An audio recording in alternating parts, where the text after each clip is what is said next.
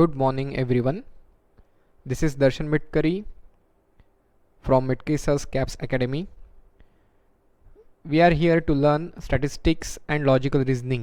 आपका CA foundation में paper 3 में स्टैटिस्टिक्स है एंड लॉजिकल रीजनिंग नाम का पार्ट है, जिसमें अगर बात करें तो paper 3 is MCQ based paper, सभी को ही पता होगा।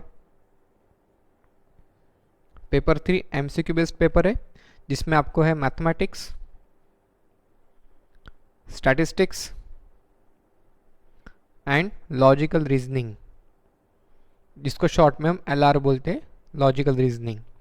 मैथमेटिक्स 40 मार्क्स के लिए आता है, स्टैटिस्टिक्स 40 मार्क्स के लिए आता है और लॉजिकल रीजनिंग जो है वो 20 मार्क्स का होता है। टोटल मिला के बराबर 100 मार्क्स का पेपर हो जाता है। ठीक है, 2 आवर्स का पेपर रहता है, MCQ बेस्ड क्वेश्चंस रहते हैं। अब इसमें MCQ बेस्ड क्वेश्चंस है ना कि आपको क्वेश्चन दिया रहेगा, नीचे 4 ऑप्शंस दिए रहेंगे, उसमें से आपको करेक्ट ऑप्शंस सिलेक्ट करना है। जो मोस्ट अप्रोप्रिएट या मोस्ट करेक्ट आंसर है वो आपको उसमें सिलेक्ट करना है। इन दिस सिचुएशन मैथमेटिक्स जो है that will be taken by CA PH Mitkari sir. Mathematics वाला पोर्शन आपको वीडियो मिले होंगे CA PH मिटकरी सर के। Is a managing director and prime faculty member of मिटकीसस कैप्स। इनके आपको मैथमेटिक्स के लिए लेक्चर मिले होंगे। स्टैटिस्टिक्स एंड लॉजिकल रीजनिंग वो मैं पढ़ाऊंगा। ठीक है, अब इसमें MCQ होने के चलते नेगेटिव मार्किंग भी है। नेगेटिव मार्किंग कितना है बेटा? वो है 0.25। नेगेटिव मार्किंग कितना है? 0.25 का नेगेटिव मार्किंग। इसका मतलब क्या होता है? इसका मतलब ये होता है कि आपने कोई क्वेश्चन का आंसर दिया और वो गलत हो गया, वो आंसर आपका गलत निकला, तो आपके 0.25 मार्क्स जाएंगे। कितने मार्क्स जाएंगे? 0.25 मार्क्स जाएंगे। इसका मतलब क्या है? तो आपका एक्चुअल लॉस कितना होता है बताइए बरो? एक्चुअल लॉस कितना होगा आपका? तो आपका एक्चुअल लॉस होगा 1.25 का। अरे बोले ऐसे कैसे क्या बेटा? आप CA बनने को जा रहे हो तो बराबर आपको कैलकुलेशंस आने चाहिए, है ना। आपको 1 मार्क मिलने वाला था, आपने क्वेश्चन को आंसर किया तो आपको कितने मार्क मिलने थे? पर क्वेश्चन कितने मार्क का रहता है? 1 मार्क का रहता है। आपको 1 मार्क मिलने वाला था पर वो तो मिला ही नहीं, ऊपर से 0.25 लेके गया, ऊपर से 0.25 लेके गया, तो एक्चुअल लॉस आपका कितने का है? 1.25 का है। तो please note that you have to be very perfect in case of objective pattern, because if that question is answered, एक तो 2 ऑप्शन है, आप क्वेश्चन को आंसर मत करो तो आपको 0 मार्क्स मिलेंगे। तो सारे क्वेश्चंस को अगर आप आंसर नहीं करोगे तो आप फिर एग्जाम किस लिए दे रहे हो, है ना। एग्जाम पास करने के लिए दे रहे हो, अच्छे मार्क्स लाने के लिए दे रहे हो। तो अगर if that question is answered तो there can be only 2 possibilities, either it will be correct or it will be wrong. Correct है तो 1 मार्क मिलेगा, गलत हुआ तो जो 1 मार्क मिलने वाला था वो तो मिला ही नहीं, ऊपर से 0.25 लेके गया, ऊपर से 0.25 लेके गया। तो हमारे लिए एक्चुअल लॉस कितना होगा? 1.25 का। सेम फॉर पेपर 4 है, economics and business and commercial law जो है, उसमें रिस्पेक्टिव फैकल्टी जो है CA निखिल साडा सर, वो तो आपको बताएंगे उसके बारे में। तो सेम पैटर्न पेपर 4 के लिए भी है। तो CA फाउंडेशन में paper 3 and paper 4 both are objective paper, MCQ based paper. तो उसमें आपको 100% एक्यूरेसी से ही आंसर देना पड़ता है। अगर आप there is no step marking, nothing, आपको शॉर्टकट्स यूज़ करने पड़ते हैं, बिकॉज जो क्वेश्चन पेपर है उसका लास्ट पेपर ब्लैंक रहता है, उसमें आपको वर्किंग करनी पड़ती है एंड आपको कुछ हम शॉर्टकट्स ट्रिक्स बताएंगे, कैलकुलेटर्स के ट्रिक्स बताएंगे। उसको यूज़ करते हुए हाई प्रैक्टिस करके, बहुत ज़्यादा प्रैक्टिस करके आपको आपके वो सब्जेक्ट के ऊपर कमांड लाना पड़ता है, सो दैट आप कम समय में फटाफट क्वेश्चन सारे सॉल्व कर सके हो। ऐसा रहेगा क्या कि सारे क्वेश्चंस डिफिकल्ट रहेंगे? नहीं, ऐसा कुछ नहीं रहेगा। हर एक क्वेश्चन डिफिकल्ट रहेगा तो कोई पास ही नहीं होगा। तो हर एक क्वेश्चन तो ऑब्वियसली डिफिकल्ट नहीं रहेगा, बट उसमें से हो सकता है कुछ 5-6 क्वेश्चंस थोड़े अच्छे, काफ़ी हाई स्टैंडर्ड के रहेंगे, जिसमें आपको थोड़ा सा टाइम लग सकता है। पर बाकी मैक्सिमम क्वेश्चंस जो है वो फटाफट देखते उतना अपन प्रैक्टिस कर लेंगे। अपने जो नोट्स है वो एकदम कॉम्प्रिहेंसिव नोट्स है, उसमें इलस्ट्रेशंस दिए हुए, पास्ट एग्जामिनेशन क्वेश्चंस भी कवर हो चुके हैं, प्लस मॉड्यूल जो है ICI के जो मॉड्यूल जो है उसमें से जो स्टूडेंट्स को कॉमनली डाउट आते हैं कुछ क्वेश्चंस में, वो भी मैंने इनकॉर्पोरेट कर लिया अपने नोट्स में। तो आप एक ही नोट सॉल्व करोगे तो उसमें से आपके past examination questions plus module plus illustrations, ये सारा चीज़ कवर हो जाएगा। तो आपको और अलग अलग तरीके से कुछ पढ़ने की ज़रूरत नहीं है, एक के ऊपर फोकस करो, उसको एकदम 100% तरीके से करिए, आपका डेफिनेटली बहुत अच्छे तरीके से स्टैटिस्टिक्स प्लस लॉजिकल रीजनिंग दोनों भी हो जाएगा। ठीक है, उसके अलावा एडिशनली आपके पास टाइम रहता है, आपको और पढ़ने की इच्छा है, तो मैं मना नहीं कर रहा, आपने डेफिनेटली जितना चाहिए उतना प्रैक्टिस करना चाहिए, but there is always limitation of time. बाकी के भी तो सब्जेक्ट्स है कि स्टैट्स में बहुत मज़ा आ रहा है इसलिए वही करते जा रहे हैं, no it's not like that. बाकी के भी काफ़ी सब्जेक्ट्स है, तो आपको उसमें भी ध्यान देना है, इसमें भी ध्यान देना है, तो अपना बराबर टाइम मैनेज करते हुए अपन ने अपनी स्टडीज़ करना चाहिए। ठीक है, नाउ अबाउट स्टैटिस्टिक्स, आप रोज़मर्रा की ज़िंदगी में कुछ ना कुछ स्टैटिस्टिकल टूल्स यूज़ करते हो, अभी तक के काफ़ी स्टैटिस्टिकल टूल्स यूज़ कर चुके हो। कोई बता सकता है स्टैटिस्टिक्स का कहाँ कहाँ यूसेज होता है, कहाँ कहाँ पे उपयोग, कहाँ कहाँ पे यूसेज होता होगा स्टैटिस्टिक्स का। लाइक आप में से काफ़ी लोग स्पोर्ट्स पर्सन होंगे, कभी ना कभी क्रिकेट खेले होंगे, टेबल टेनिस खेले होंगे, स्विमिंग होगा, सॉकर होगा, कुछ ना कुछ स्पोर्ट्स एक्टिविटी खेले होंगे। तो यू नो दैट हर एक प्लेयर का अलग अलग स्टैटिस्टिक्स ऑलरेडी निकाल के रखा रहता है कि जैसे बैट्समैन है महेंद्र सिंह धोनी, तो उनका एवरेज रन रेट कैसा है, स्ट्राइक रेट क्या है, फिर ऑफ साइड में कितने मारते, लेग साइड में कितने मारते, देन स्ट्रेट ड्राइव है कि नहीं है, ये सारा उनका स्टैटिस्टिक्स पूरा का पूरा वैसे का वैसा प्रॉपरली मेंटेन होता है। कि जैसे मैं आपको फॉर एग्जांपल दिखा भी सकता हूँ कि सर सचिन तेंदुलकर को तो सभी जानते हैं, है ना, तो उनका देखिए, उनका ओडीआई रन्स का स्टैटिस्टिक्स यहाँ पे दिया है, एक डायग्रामेटिक प्रेजेंटेशन दिया है, ऐसे ग्राउंड को दिखाया है, this is nothing but pie chart type, है ना। तो उसमें देखो लिखा हुआ है 31 जैन 2009 से लेके 31 जैन 2011 तक के 24 मैचेस का दिखाया हुआ है वहाँ पे स्टैटिस्टिक्स। उसमें आपको दिखेंगे कि येलो कलर फोर्स के लिए दिया हुआ है देन सिक्सेस के लिए रेड कलर यूज़ किया हुआ है। तो देखो स्ट्रेट ड्राइव में बहुत ज़्यादा सिक्सेस है, सिंगल रन, 2 रन्स, 3 रन्स, ऐसा अलग अलग दिखाया हुआ है। तो उन्होंने सबसे ज़्यादा रन्स इन 24 मैचेस वो दिस साइड, ये साइड में और ये साइड में निकाले हुए हैं, है ना। तो ऐसा अलग अलग प्लेयर का इंक्लूडिंग बैट्समैन, बॉलर, फील्डर, सभी प्लेयर्स का अपना अपना स्टैटिस्टिक्स मेंटेन होता है एंड उसको एनालिसिस करते हैं। जो दूसरी अपोनेंट टीम रहती है वो हर एक अलग अलग टीम के प्लेयर्स के स्टैटिस्टिक्स का एनालिसिस करते हैं और इसके हिसाब से कुछ गेम का प्लानिंग करते हैं। तो स्पोर्ट्स में भी यूज़ होता है स्टैटिस्टिक्स का। उसके अलावा बिजनेस में हम ये चीज़ क्यों पढ़ रहे हैं, बिजनेस में फोरकास्टिंग बहुत ज़रूरत है। कोई भी तरीके का आपका बिजनेस हो, चाहे आप मैन्युफैक्चरिंग कंसर्न हो, चाहे सर्विस प्रोवाइडर हो, चाहे ट्रेडिंग कंसर्न हो, तो कुछ ना कुछ तो फोरकास्टिंग लगता रहता है। आने वाले दिनों में क्या क्या कैसे सेल होगा, कितने यूनिट्स बेचेंगे। वो आपने डिसाइड किया कि 4000 कार्स बेचेंगे, आप मारुति कंपनी के ओनर हो, आपने डिसाइड किया है कि इस दिवाली पे, ये साल के दिवाली पे कितने यूनिट्स बेचोगे, तो आपने डिसाइड किया 4000 कार्स आप सेल करोगे। तो उसके हिसाब से आपको रॉ मटेरियल लगेगा, जो भी एक कार में कितने प्रकार का रॉ मटेरियल लगता है, कार में कितने सारे व्हील्स रहते हैं, कितने व्हील रहते हैं बेटा, 4 कि 5 डिसाइड कर लो, एक डिक्की में भी रहता है ना ठीक है ना। तो कितने व्हील्स रहते हैं, कितने मिरर्स रहते हैं, ये सारी चीज़ें, तो उसके हिसाब से सारा जो प्लान आउट करके उसमें भी फोरकास्टिंग लगता है। तो आपको पहले सेल्स फोरकास्टिंग करना पड़ेगा, उसके हिसाब से आपको प्रोडक्शन बजट बनाना पड़ेगा, प्रोडक्शन बजट के ऊपर से आपको रॉ मटेरियल बजट की जो रॉ मटेरियल लगना है उसके हिसाब से उसका बजट बनाना पड़ेगा, एंड फिर उसके हिसाब से सप्लायर्स को ऑर्डर देना, फिर रॉ मटेरियल आपको परचेस करना है तो उसके लिए आपको कैश देना पड़ेगा, उनको पैसा देना पड़ेगा, उसके लिए कैश बजट लगेगा। तो ये सारा चीज़ें बिजनेस में चलते रहता है, चाहे कोई भी प्रकार का बिजनेस है उसमें फोरकास्टिंग तो लगता ही है। उसके अलावा हम आगे जाके कुछ टेक्निक्स देखेंगे, स्टैटिस्टिकल टेक्निक्स। तो स्टैटिस्टिकल टेक्निक्स हमारे किचन में भी यूज़ होता है, अपने मम्मी लोग खाना बनाते हैं तो सैम्पलिंग नाम की टेक्निक हम पढ़ने वाले थोड़ी देर में।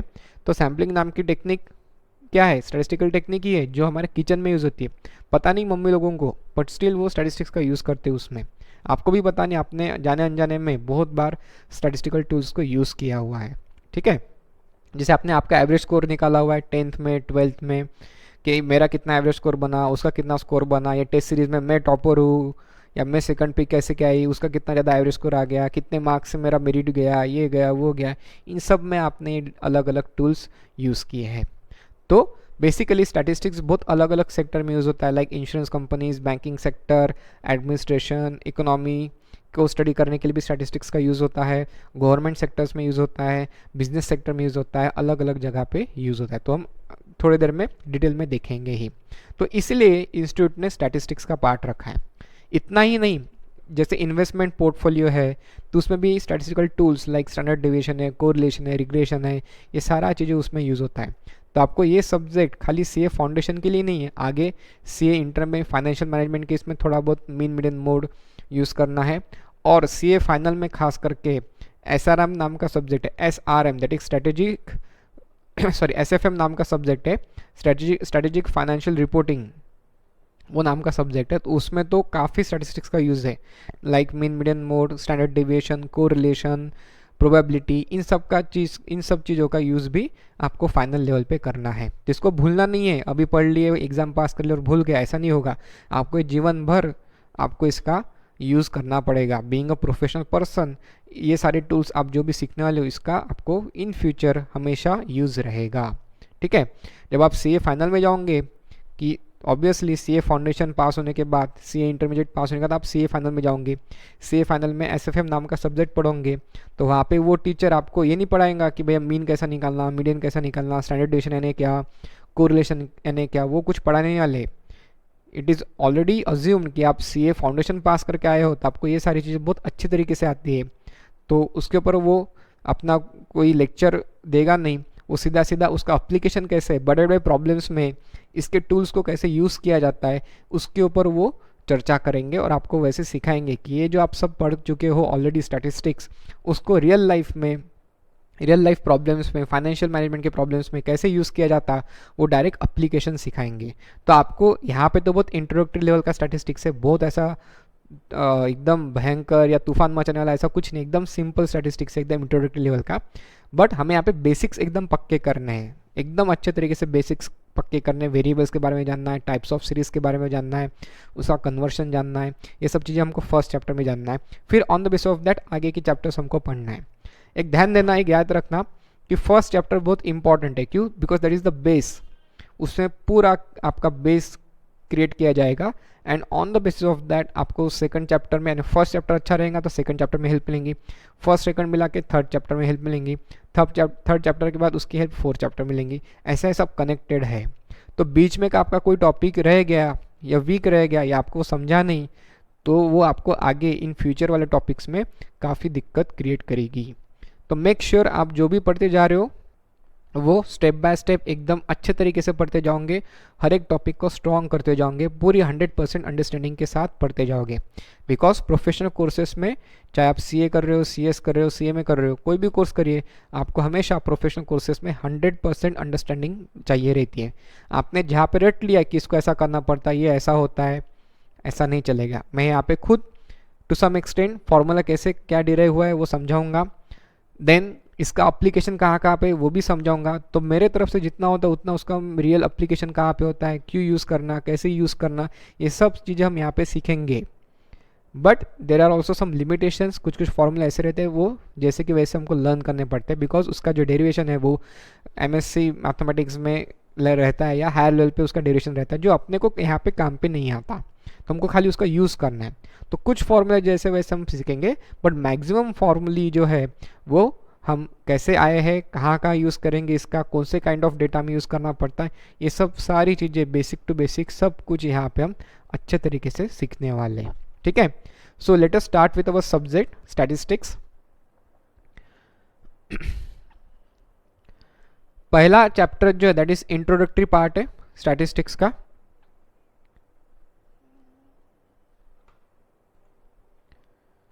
तो पहला जो पार्ट है वो इंट्रोडक्टरी पार्ट है, तो उसके लिए मैंने पीपीटी बनाया हुआ है, बिकॉज उसमें थ्योरेटिकल पार्ट बहुत ज़्यादा आएगा, कुछ ग्राफ्स आएंगे, कुछ डायग्राम्स आएंगे, तो आपको कलरफुल यहाँ पे दिखने के लिए, नोट्स में तो है ही, उसके अलावा यहाँ पे आपको दिखने के लिए। Otherwise I don't use PPT for teaching statistics because this is practical subject. तो हम ये जो सॉफ्टवेयर आपको अभी यहाँ पे दिख रहा है इसको हम यूज़ करते हैं, पीपीटी फॉर्म में यूज़ नहीं करते, नहीं तो आप बोलेंगे गलत लगा लिए, गलत क्लास ज्वाइन कर लिया, हम पीपीटी कहाँ से यूज़ कर रहे हैं, ऐसा नहीं होना चाहिए। सो डोंट वरी, पहला आपका पार्ट इंट्रोडक्टरी पार्ट रहता है, इसलिए पीपीटी यूज़ कर रहे हैं, जिसमें थ्योरेटिकल पोर्शन है थोड़ा बहुत। We need to learn about importance of statistics, what are the techniques, what are the limitations etcetera, and बाद में जैसा प्रैक्टिकल पार्ट स्टार्ट होगा वैसे हम वहाँ पे शिफ्ट हो जाएंगे। ठीक है, तो पूरा स्टैटिस्टिक्स कोई पीपीटी से नहीं पढ़ाया जाता है, it is a practical subject, practically solve किया जाता है, हर एक प्रॉब्लम सॉल्व करूँगा मैं।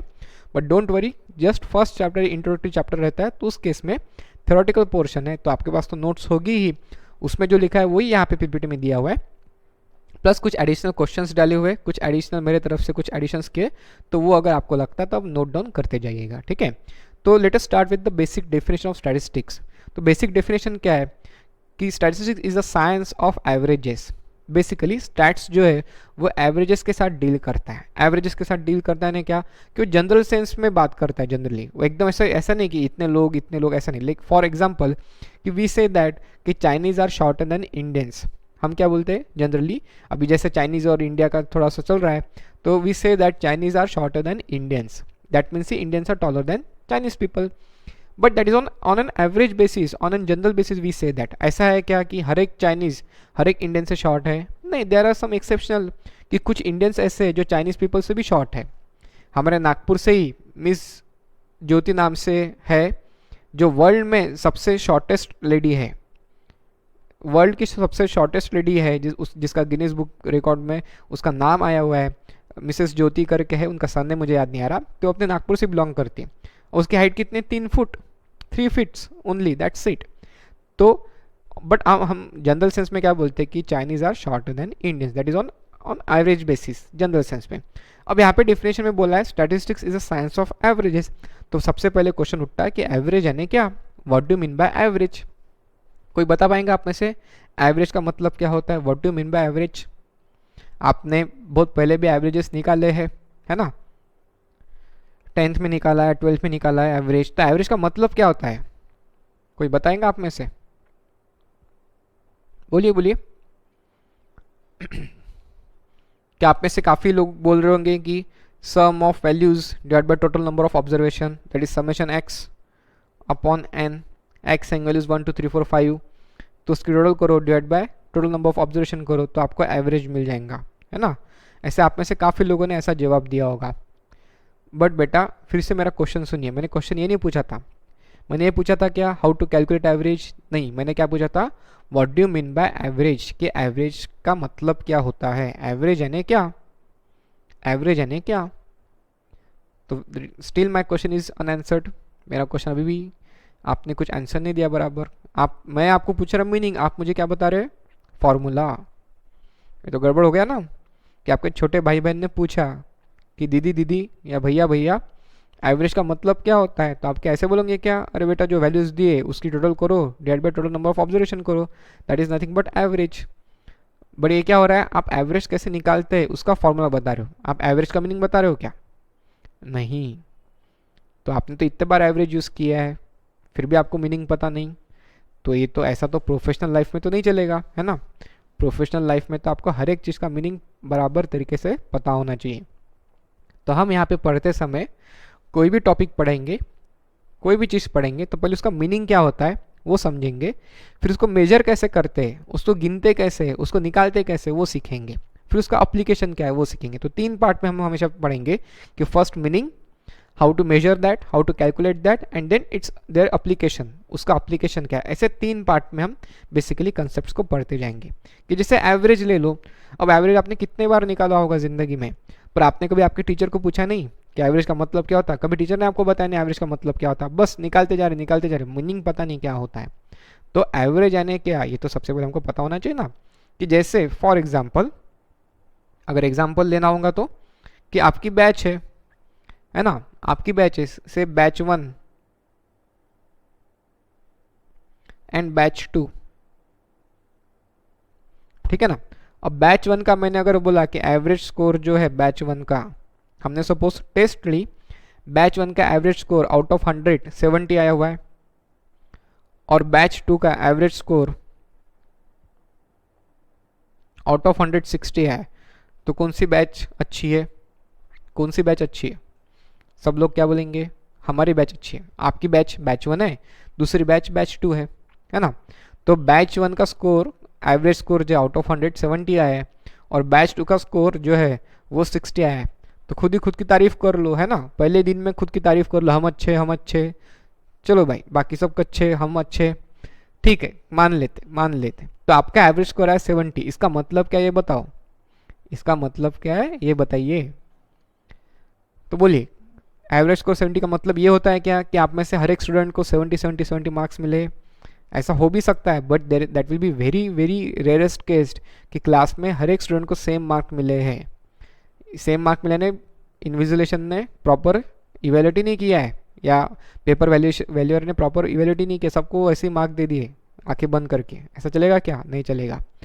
तो एवरेज स्कोर 70 का मतलब क्या होता है कि आप में से काफ़ी लोगों को अबव 70 भी मार्क्स मिल सकते हैं, किसी को 90 मिले होंगे, किसी को 79 मिले होंगे, किसी को 89 मिले होंगे, किसी को 85 मिले होंगे, और आप में से कुछ लोगों को 30 मिले होंगे, 40 मिले होंगे, किसी को 60 मिले होंगे, किसी को 50 मिले होंगे, ऐसे कुछ ना कुछ स्कोर मिले होंगे। बट इन सबको मिला के टोटल किया, फिर divide by total number of students किया, तो हमारा एवरेज स्कोर कितना आया? 70। आपके बैच का एवरेज स्कोर कितना आया? 70। और बैच 2 का उसी प्रकार से हमने एवरेज निकाला तो कितना है? 60। That means this is a single value which represent to all students of your batch. एक ऐसी स्कोर है, एक ऐसा सिंगल वैल्यू है जो आपके पूरे बैच को रिप्रेजेंट करता है। So what do mean by average? Average is nothing but it is a single value which represent the whole data. पूरे डेटा को रिप्रेजेंट करने वाला एक ऐसा वैल्यू, एक ऐसी figure that is called as average. कितना सिंपल है ना, कि क्योंकि यहाँ पे सपोज यहाँ पे 100 स्टूडेंट्स है और यहाँ पे सपोज 250 स्टूडेंट्स है। अब ऐसे क्या स्टूडेंट टू स्टूडेंट मैच कर पाएंगे क्या अपन? डेफिनेटली नहीं कर पाएंगे। तो हम क्या करते हैं, हमें 100 स्टूडेंट्स का एवरेज स्कोर निकालेंगे और यहाँ पे भी 250 स्टूडेंट्स का एवरेज स्कोर निकालेंगे, और फिर हम एक बैच को दूसरे बैच के साथ कंपेयर कर पाएंगे। अब ये जो 70 एवरेज स्कोर आया है, ये कितने स्टूडेंट्स का रिप्रेजेंट करता है? ये 100 स्टूडेंट्स को रिप्रेजेंट करता है। ये जो 60 एवरेज स्कोर आया है, ये किसको रिप्रेजेंट करता है? ये पूरे 250 स्टूडेंट्स को रिप्रेजेंट करता है। ठीक है ना? तो average means it is a single value which represent to the whole data. पूरे डेटा को रिप्रेजेंट करने वाली वैल्यू, पूरे डेटा को रिप्रेजेंट करने वाली value, that is nothing but average. ठीक है, अभी समझे बराबर? तो आपने इतने बार एवरेज निकाला था जिंदगी में, कभी सोचना तो था कि एवरेज का मतलब क्या होता है ना? सिर्फ निकालते गए, सोचे नहीं। तो अपना प्रॉब्लम वही होता, हम सोचते कम है, करते ज़्यादा है ना? तो पहले सोचा करो, बाद में किया करो, है ना? तो पहले सोचा करो, कोई भी चीज़ कैलकुलेट करना है तो उसके बारे में थोड़ा सा गिव इट अ थॉट कि आप क्या करने वाले हो, किस लिए कर रहे हो, और फिर उसके बाद करो। ये तो हमारी खासियत रहती है भारतीय लोगों की, इंडियन लोगों की खासियत, पहले कर डालते बाद में सोचते, जो होगा देखा जाएगा, है ना? पहले कर डालते फिर बाद में सोचते, जो होगा देखा जाएगा, बड़ा प्रॉब्लम रहता है। ठीक है, देन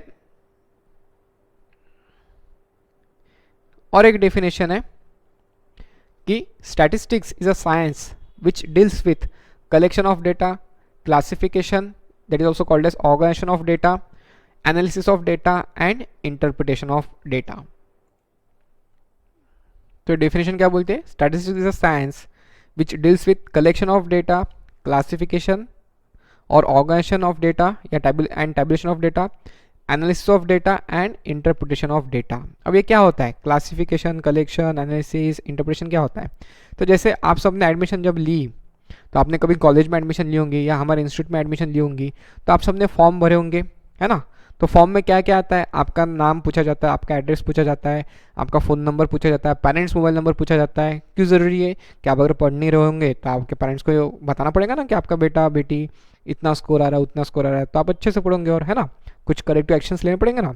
देन आपने एग्ज़ाम पास कौन सी की अभी तक के, उसके बारे में डिटेल्स, क्या स्कोर रहा है, ये सारे दिन कौन सी बैच ज्वाइन की, बिकॉज हमारे पे तो बहुत सारी बैचेस चलती है हमारे इंस्टीट्यूट में, 11, 12 state board, CBSE plus CA foundation, intermediate final, CSET, CS executive, इतने सारे बैचेस चलते रहते हैं। उसमें भी मल्टीपल, जुलाई बैच अलग, अप्रैल बैच अलग, हर महीने कोई ना कोई बैच ये वो चलते रहता है।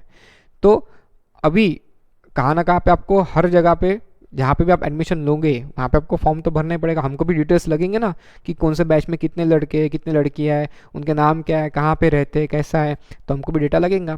तो हम वो डेटा कलेक्ट करते हैं। कैसे कलेक्ट करते हैं? आपने आइदर ऑनलाइन फॉर्म भरा होगा या फिजिकली ऑफिस में जाके फॉर्म भरा होगा, है ना? तो ऑनलाइन भी फॉर्म भरा होगा तो उसमें अपने आपका नाम, mobile number, address, parents name, parents mobile number, then exam passed, classes join, ये सारा चीज़ें वहाँ पे आप वहाँ पे फिल करते हो। तो वो क्या होता है, फॉर्म के थ्रू हम आपका डेटा कलेक्ट करते हैं। जितने भी लोग हमारे यहाँ पे जितने भी स्टूडेंट्स फॉर्म भरते हैं उनका डेटा ऑटोमेटिकली कलेक्ट होता है, सारा उनके पर्सनल डिटेल्स जो है वो सारे कलेक्ट होते हैं। That is called collection of data. ना वो फॉर्म को अगर रखे रहेंगे, जैसे रिसेप्शन मैम ने इतने फॉर्म जमा किए दिन के, ऐसा कोई वहाँ पे अवरली डिफाइंड तो नहीं है कि 10 से 11 के बीच में स्टेट बोर्ड वाले एडमिशन लेंगे, 12 से 2 के बीच में सीबीएसई वाले लेंगे, 2 से 3 सीए फाउंडेशन, 3 से 4 इंटरमीडिएट और 4 से 6 फाइनल, ऐसा तो कुछ रूल नहीं है। आप ऑनलाइन प्लेटफॉर्म में भी ऐसा कुछ रूल नहीं है कि इतने टाइम में ही आपका विंडो ओपन रहेगा, कोई भी कभी भी कैसा भी ऑनलाइन भी परचेस कर सकता है। तो फॉर्म सब इतना सारा डेटा जमा हो गया। अब मुझे, जैसे राहुल नाम बहुत कॉमन है, राहुल गांधी की बात नहीं कर रहा हूँ, ठीक है ना, प्लीज़, राहुल नाम बहुत कॉमन है। तो जैसे आप में से कोई राहुल डेफिनेटली होगा, तो सपोज़ मेरे को राहुल को फ़ोन करना है, राहुल से बात करनी है, तो मैंने मैम को बोल दिया कि आप राहुल का फ़ोन नंबर दीजिए। अब राहुल का फ़ोन नंबर दीजिए, यानी सबसे पहले मैम पूछेंगी कि सर कौन से बैच का लड़का राहुल। अब राहुल और कुलकर्णी, कुलकर्णी भी कितना कॉमन सरनेम है, बहुत कॉमन सरनेम है। या देश पांडे ले लो, राहुल देश पांडे बहुत बड़े सिंगर है, आपको पता होंगे, इंडिया के क्लासिकल सिंगर है राहुल देश पांडे। तो सपोज राहुल एंड देश पांडे दोनों भी नाम, मैंने राहुल देश पांडे बोल दिया, तो हो सकता है एक ही बैच में 2-4 राहुल देश पांडे निकले, ये तो गड़बड़ होगा। तो had to be specify that कि भैया ये बैच का ये लड़का है, ये बैच का ये राहुल, ऐसा मुझे बताना पड़ेगा। तो मैम क्या करेंगी, वो पूरे फॉर्म के गट्ठे में से एक एक फॉर्म ढूंढते बैठेंगी, कहाँ गया कहाँ गया कहाँ गया, ऐसे करेंगे क्या, नहीं। तो जैसे ही हमको फॉर्म मिलता है, हम क्या करते हैं, उसको क्लासीफाई कर लेते हैं, वो डेटा को क्लासीफाई कर लेते बैचेस वाइज। कैसे करते, बैचेस वाइज क्लासीफाई करते। जैसे थोड़ा सा हम करके देखेंगे कि यहाँ पे आपको एक ये एक्सेल शीट दिख रही है, उसमें हमने कुछ क्लासिफिकेशन हेड्स बना के रखे कि name and address, mobile number, parents mobile number, exam pass, score क्या है, क्लासेस ज्वाइन, कौन सी बैच ज्वाइन किए, देन टेस्ट हम जब कंडक्ट करते हैं तो उनका भी स्कोर यहाँ पे मेंटेन करते हैं, सो दैट हमको स्टूडेंट वाइज सारी इन्फॉर्मेशन रहती है कि उसका कैसा ग्रोथ हो रहा है, कैसा वो परफॉर्म कर रहा है, वो पूरा हमारे पास पूरा डेटा अवेलेबल रहता है, subject wise, student wise, classes wise, batch wise, everything, है ना। तो हम क्या करते हैं, ये डेटा को पहले क्लासीफाई कर ले, पहले कलेक्ट करते हैं थ्रू फॉर्म्स, फिर यहाँ पे जो शीट है हमारी, जो एक्सेल शीट बनी हुई है, उसमें हम डालते जाते हैं।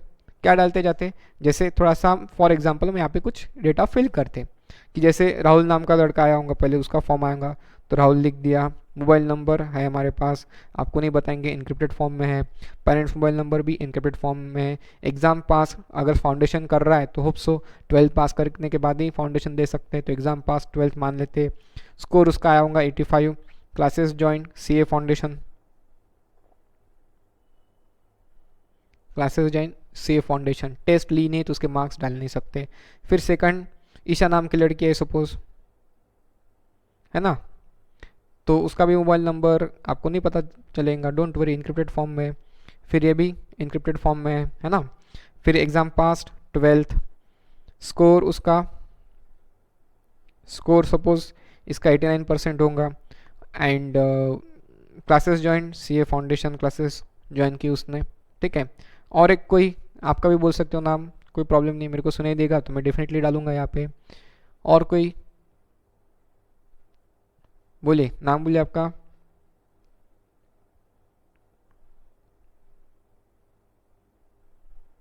देवा होगा, कोई देवा नाम का होगा, है ना, तो उसका भी मोबाइल नंबर हमारे पास है। ये भी एग्ज़ाम पास 12th, उसका स्कोर सपोज 75% होंगे, classes join because same batch के सभी लोग, तो सीए फाउंडेशन ही ज्वाइन किया सबने, है ना। देन और कोई रुपेश नाम का होगा लड़का, तो रुपेश नाम भी आ गया।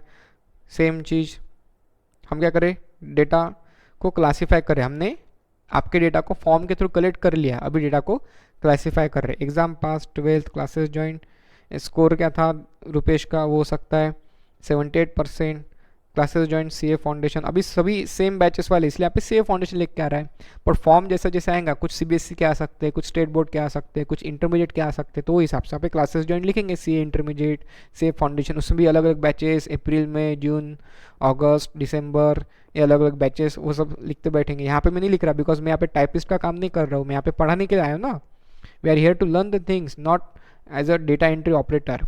तो मैं आपको जस्ट एक एग्जाम्पल दे रहा हूँ कि कैसे सब होता है। और कोई, तो और कोई स्टूडेंट, तो गौरी नाम की स्टूडेंट है, तो यहाँ पे मोबाइल नंबर आ गया, पेरेंट्स मोबाइल नंबर आ गया, classes exam pass 12th, score उसका हो सकता है 95% हो, और classes join CA foundation classes join की है उसने भी, ठीक है। ये सारा डेटा हमने क्लासीफाई कर लिया, तो हमने क्या किया, ये सारा डेटा क्लासीफाई कर दिया फ्रॉम योर फॉर्म। आपने जो भी फॉर्म भरा था तो पहले डेटा कलेक्ट किया फ्रॉम द फॉर्म्स, फिर उसको हमने ऐसे क्लासिफिकेशन कर लिया। अब यहाँ पे सभी सीए फाउंडेशन के लोग इसीलिए सीए फाउंडेशन लिख के आ रहा, अगर आप स्टेट बोर्ड के रहते तो स्टेट बोर्ड लिख दिया रहता, अगर आप सीबीएसई के रहते तो सीबीएसई लिख दिया रहता, अगर सीए इंटरमीडिएट के रहते तो सीए इंटरमीडिएट के पूरा डेटा आ गया रहता।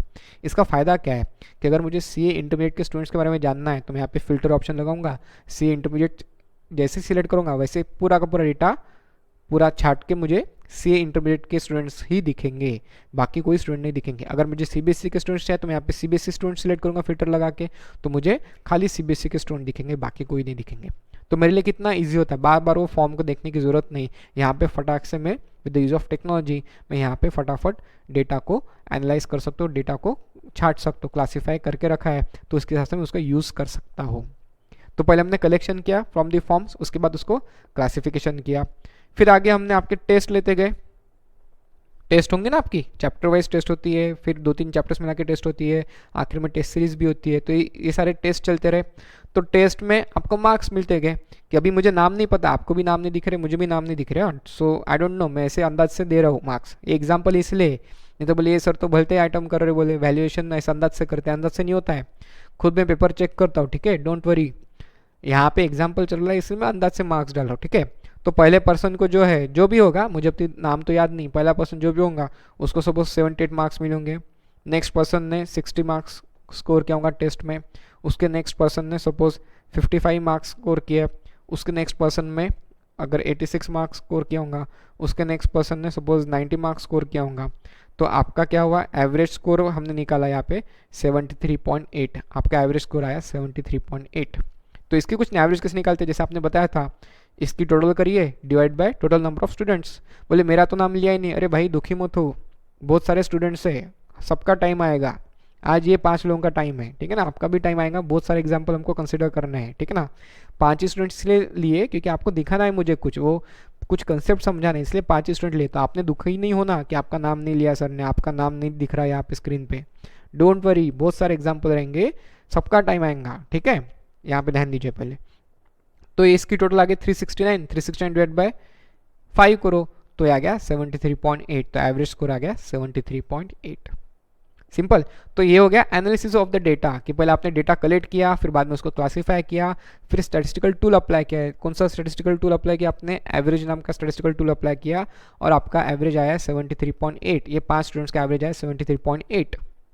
फिर टेस्ट 2 में और हमने आपको पढ़ाया, टेस्ट 2 में एवरेज आया 65, आपका एवरेज स्कोर आया 65। फिर टेस्ट 3 हुई, टेस्ट 3 में आपका एवरेज स्कोर आया 60। अरे बोले ऐसा कैसा, कि जैसे देखो, जब आप पहली बार आए, फ्रेश थे, हमने आपको थोड़ा सा पढ़ाया, तो एवरेज स्कोर आया 73.8, ठीक है, आपके सामने। फिर हमने आपको और थोड़ा सा पढ़ाया, तो टेस्ट 2 में आपका एवरेज स्कोर आया 65। फिर हमने आपको और थोड़ा सा पढ़ाया, तो आपका एवरेज स्कोर आया 60। तो कुछ गड़बड़ नहीं लग रहा क्या यहाँ पे, हाँ, एक बार 73.8, एक बार 65, फिर 66, यानी जैसे जैसे पढ़ते जा रहे हैं वैसे वैसे आपका एवरेज स्कोर कम कम होते जा रहा है। अब यहाँ पे एवरेज स्कोर यानी किसी एक का नहीं है, सबका मिला के। अभी हमने एवरेज की डिफिनेशन पढ़ी ना, it is a single value which represent the whole data. तो 65 एवरेज स्कोर यानी हर एक को 65 मार्क्स मिलेंगे, या हर एक को 65 के नीचे मिले, ऐसा नहीं। कोई लोग होंगे जिन्होंने 65 के ऊपर भी स्कोर किया होगा, कोई लोगों ने 65 के नीचे भी स्कोर किया होगा, बट सबका मिला के एवरेज क्या आ रहा, 65। फिर टेस्ट 3 में सबका मिला के एवरेज क्या आ रहा, 60। तो बहुत सारे लोगों के मन में आऊँगा, गलत पेन ड्राइव खरीद लिया, गलत बैच लगा ली, गलत फैकल्टी का देख रहे, बोले इधर तो जैसे जैसे पढ़ते जा रहे वैसे वैसे स्कोर कम कम होते जा रहा, बोले। तो अब ये हो गया एनालिटिकल पार्ट, ये हो गया एनालिसिस का पार्ट, कि हमने आपकी टेस्ट ली, उसके हिसाब से हमने एवरेज स्कोर निकाला स्टैटिस्टिकल टूल लगा के, तो हम अभी एनालिसिस कर रहे हैं। अभी उसके आगे इंटरप्रिटेशन करना पड़ेगा ना, कि हमने 4 पॉइंट्स देखे, collection of data, classification of data, analysis of data and interpretation of data. अब इसका इंटरप्रिटेशन करना पड़ेगा। क्या होगा भैया इंटरप्रिटेशन, क्या होगा, बोलो, मैं सुनने को तैयार हूँ, आपके मन में जो भी होगा मैं सुनने को तैयार हूँ, बोलिए क्या इंटरप्रिटेशन होगा। एक तो सोचिए क्या इंटरप्रिटेशन होगा, सोचिए, मैं आपको थोड़ा सा 2 मिनट देता हूँ आपको।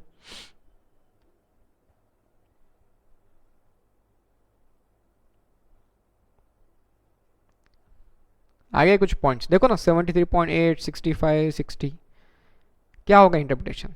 कि सबसे पहली बात कि स्टूडेंट्स पढ़ नहीं रहे, है ना, यही सोचा था ना आपने, यही सोचा ना, स्टूडेंट्स पढ़ नहीं रहे, अच्छे नहीं सोचा था। दूसरी बात, टीचर बेकार है, ये सबसे इजीएस्ट एक्सक्यूज़ है ना, कि टीचर खराब है, टीचर का समझ नहीं रहा है ना।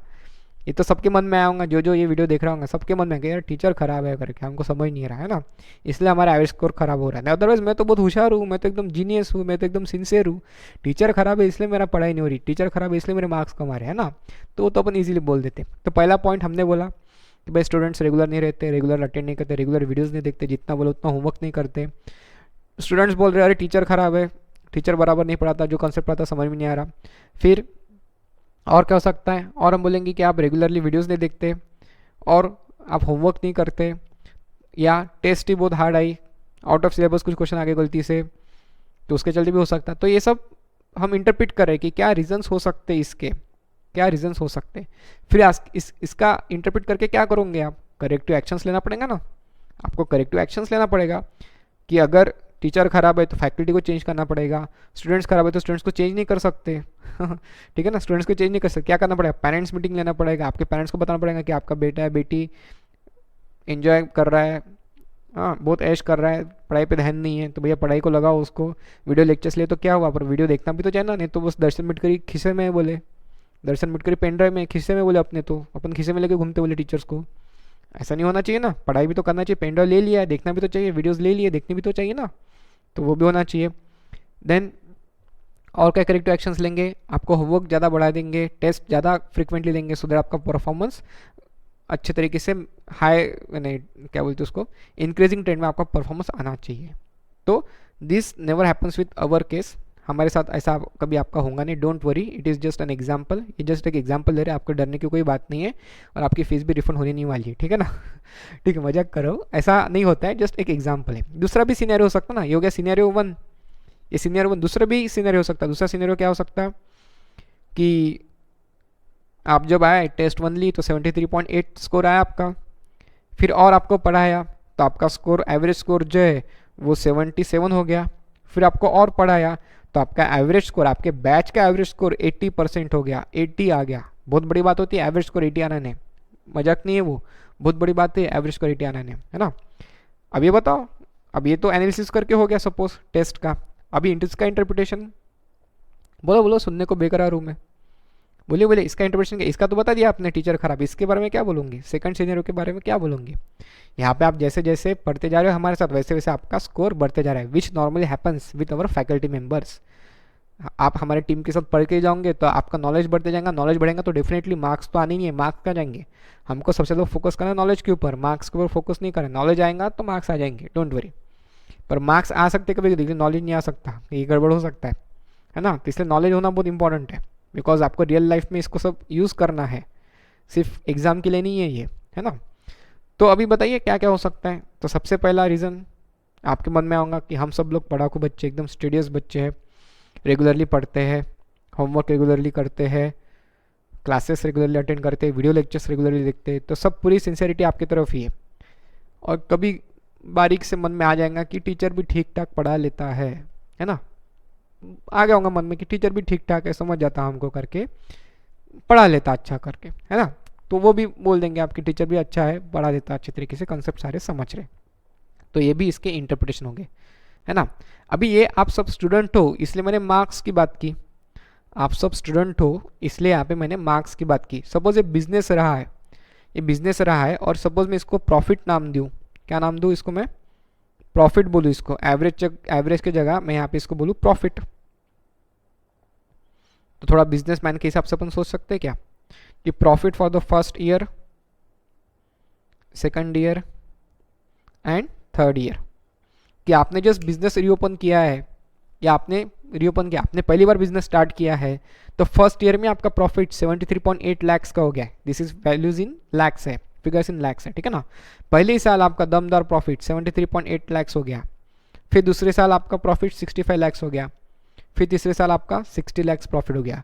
और ये तो गड़बड़ हो रहा है, बिजनेस का प्रॉफिट जैसा जैसा आप बिजनेस करते जा रहे हो, ईयर ऑन ईयर जैसे बिजनेस करते जा रहे हो, वैसे वैसे आपका प्रॉफिट जो है कम कम होते जा रहा है।